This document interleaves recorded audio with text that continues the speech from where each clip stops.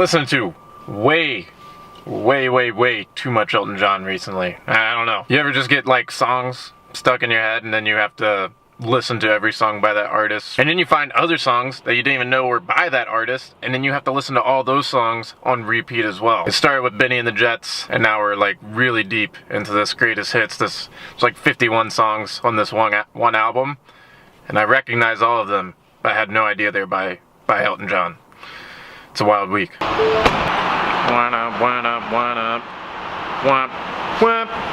Anyways, guys, I wanted to drop in, give you guys an update on how things are going with the Granite Games, give you an update on how things are going in other places, and just share some thoughts. Before we get into the Granite Games stuff, gotta go catch up with the homie and teammate Steve Harris over here at Gold's Gym.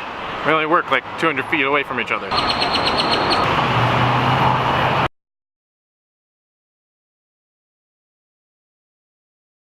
I see this white car coming real fast, and I'm like, he's driving really fast. So I start slowing down, I put my foot on the curb. I'm like, this dude's coming after me, like he's riding right at me. And then he comes close, and he swerves in, and he slows down like just a tad, where his window hits me. I had my bike luckily like out in front of me, with foot on concrete, hits my bike, spins my bike, and I was like, I just got hit by a car. Yeah. The guy drove off. I was like, I'm gonna chase this fucker down. I got on my bike. I got on my bike. I get 3 pedals in, I'm like, should I chase this guy down or not? And then I was like, fuck it, I'm going to. He gets caught in the parking lot, he's trying to turn around, and I stop right in front of him while he's backing up. I'm like, what the fuck, dude? And he rolls it down, moves up, so now I'm at his rear passenger, and I put my head through his window, I try to open the door, and I'm like, he said something, and I was like, it doesn't matter, I'm on a fucking bike and you're in a car and you just hit me. He was like, I don't even know, and he just said something and he drove off and I took it, boom, hit it, and I was like, man, in the movies they fucking break, but like, I just hurt my hand. He didn't break, and he got away, and I don't even have his license plate number. Moral of the story, the bike always loses. Bike loses, and the movies lie to you, man. You can't punch out windows. I think I can confidently say that Steven's the only person I know that would get hit by a car while on his bike, and then, instead of calling police, chase the person in the car down on his bike. Incredible. So back to what I was saying earlier about Elton John, and I'm going to tie this into fitness, just give me 1 second. I was thinking about it on my way to work today while I was listening to Rocket Man for the 1500th time this week. Elton he's the perfect example of someone who never set limits on himself. When Elton John was coming up and when he was in his prime, you have to remember that there was no existing Elton John. Like, he was it. He was the dude. There was no role model for him. There was no path in life that he could walk to end up to where he is now. There was nothing set before him like that. The only way that he was able to get to where he's at and become as big and prolific as he is and have the impact on culture like he did is that he never set limits on himself. He didn't look out there and see what was currently big and popping in music and say, well, that's it. I'm gonna have 1 or 2 songs, 1 album maybe that's timeless, and that's the best I can ever expect. I think he went through life with the belief that he could accomplish anything that he set his mind on. Furthermore than that, he never looked to peers or people that were doing better than him at the time to set limits for himself. So how does that relate to fitness or CrossFit or working out?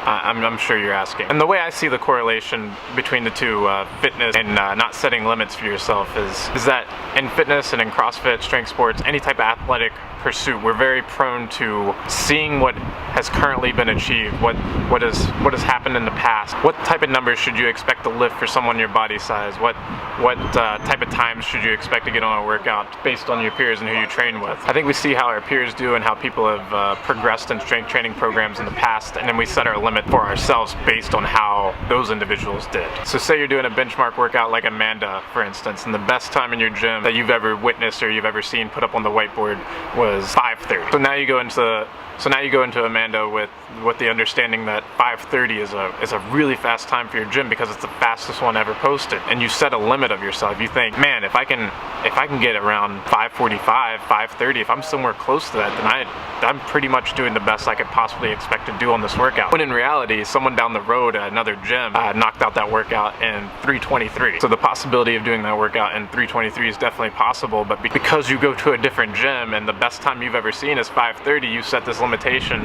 of thinking that anything around 530 is the ceiling for that workout. And the same is true with back squatting and front squatting and any type of strength movement. We're super susceptible of seeing strength numbers that are posted by people that look like us or look way more fit than us or way more stronger than us. We look at what their maximum lift that they ever posted was, and we take that as the end cap. And by doing that, we effectively put an endpoint on our progression in that particular movement. If you only believe that you could only ever back squat 500 pounds, that was the pinnacle of your strength, then of course you're never going to progress past 500 pounds. You probably won't even get the 500 pounds because you've already put it off as this unattainable, like godlike back squat number, when in reality, to a strong man or to somebody that is disciplined in back squats and has the belief that a strong back squat is 1,000 pounds, the cap for them is 1,000 pounds. It's 1,200 pounds.